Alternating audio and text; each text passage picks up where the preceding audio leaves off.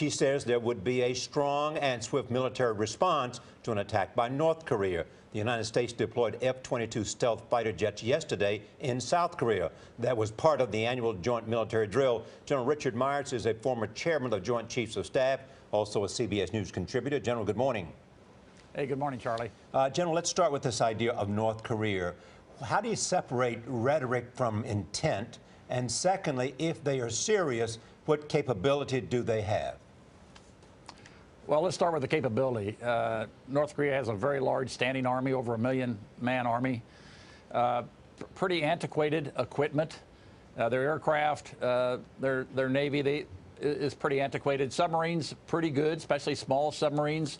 But the big thing is they have lots of missiles. They have hundreds of missiles that could be armed with biological or chemical weapons that could range to some of the allies there in Asia-Pacific and some of our bases for having a mature technology that could reach the United States. It's possible, but I think unlikely they have mature technology.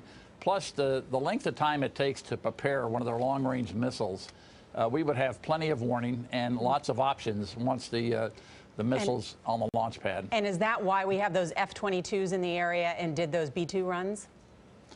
My guess is, I'm thinking they're part of this Foal Eagle is the exercise going on right now. My guess is they were already part of that.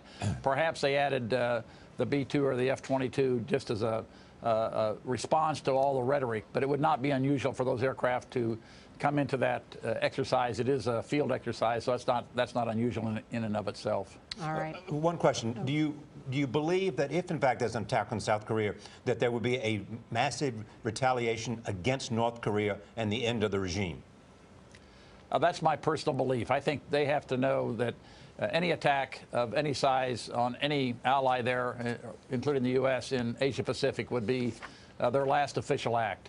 I have no idea what the U.S. government is planning, but you'd have to think that would be the case. And they must know that, and if regime survival is their #1 priority, I think we're going to continue to see rhetoric, but I don't think we'll see action. We could see some smaller action. They've done that in the past. Thanks, General. But thank you, Charlie.